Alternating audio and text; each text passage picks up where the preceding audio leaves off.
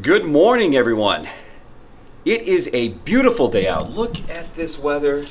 Not a cloud in the sky. It's a sunny day here in the Cornhusker State. Yesterday I drove 9 hours from Chicago. Currently I'm staying in Hastings, Nebraska, and I have a monumental location in mind today. I have a monumental location planned out, a destination that I've been wanting to do for a long time. I cannot wait to finally see this. So we're going to hit the dusty trails. We're going to explore the highways of the Cornhusker State, a state that I don't really know that well outside of Omaha. I've been to Omaha many times in my life. I love that city, but I've never really ventured west into the high plains. So today, that's exactly what I'm going to do. I've got a lot of locations in mind, and I'm kind of excited just to explore the back highways and see what maybe we find, see what things we come across. So come with me.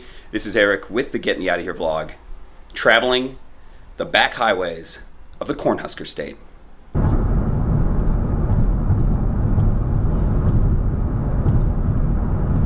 Well, I don't know about you, but looking outside,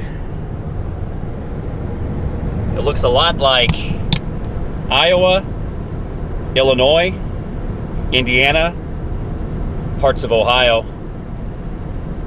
We're definitely in the Midwest, the Corn Belt. Lots and lots and lots of American farmland.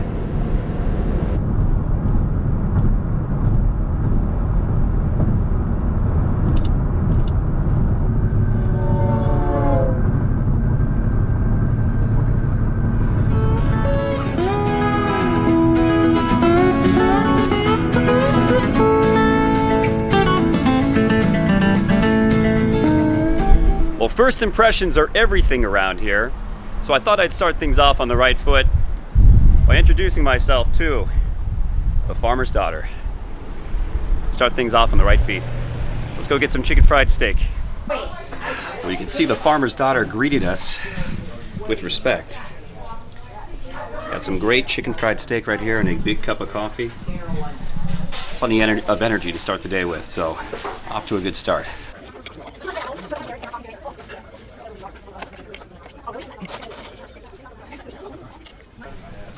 I don't usually approve of such a thing, but because they're asking.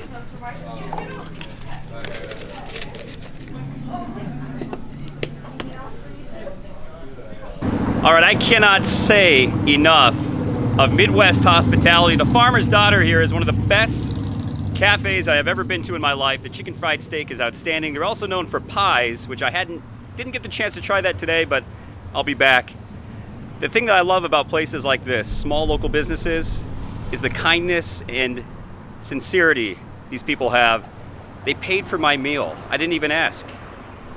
The waitress came up to me and said, "Don't worry about it, it's on the house." And they also gave me this really cool looking coffee mug that I get to take back with me. So I'm really excited for that as well. So support local businesses. If you're ever in the Midwest, particularly in the high plains states, stop by the local cafes and get yourself some chicken fried steak. I have to say, cities like Amarillo, Texas, Tulsa, Oklahoma, and now Grand Island, Nebraska have some of the best chicken fried steak cafes I have ever had in my life. So every time I'm in the high plains region of the United States, I try to go out of my way to make it a destination to get some chicken fried steak at a local cafe. So anyway, the farmer's daughter, she treated me well.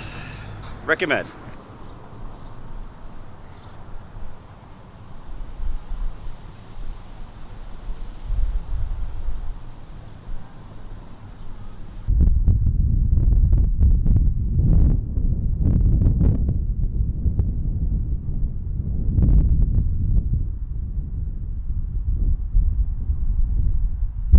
Behind me here is Tornado Hill.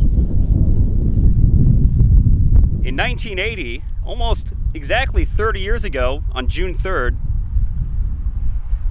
a horrific tornado outbreak occurred here in the town of Grand Island, Nebraska. 5 people were killed, several hundreds of people were injured. 7 tornadoes touched down and ravaged this area, the worst being an F4.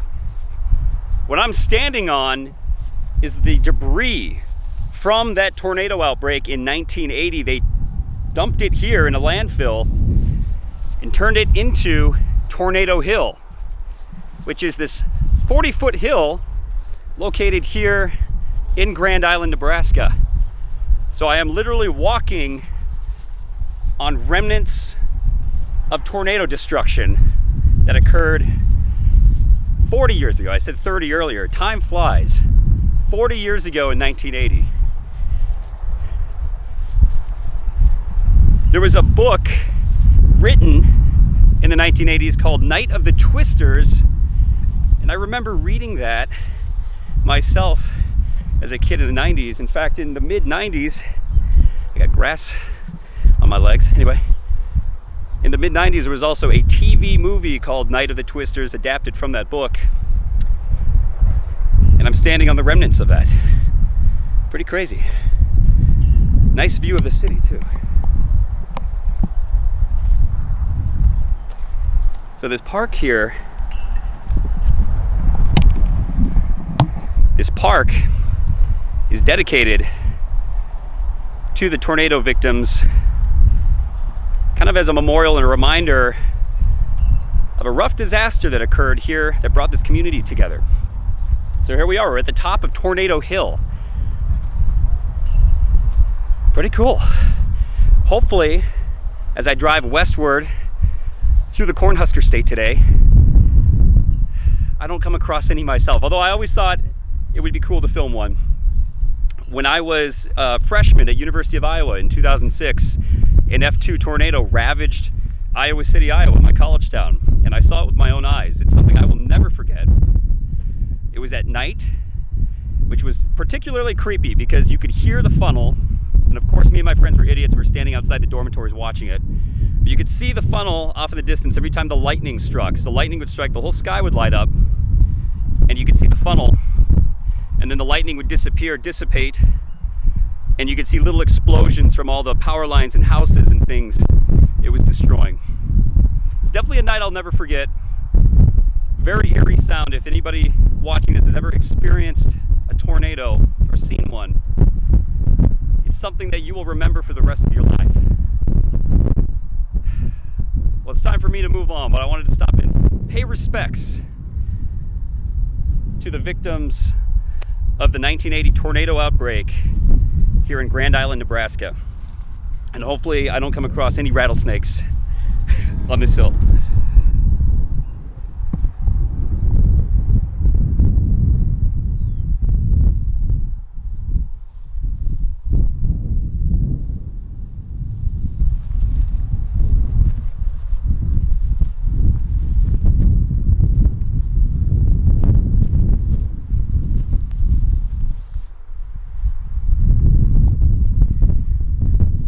My Sambas probably weren't the greatest shoes to wear hiking up. This isn't even that big of a hill. Hiking up a hill like this, a lot of loose soil going on.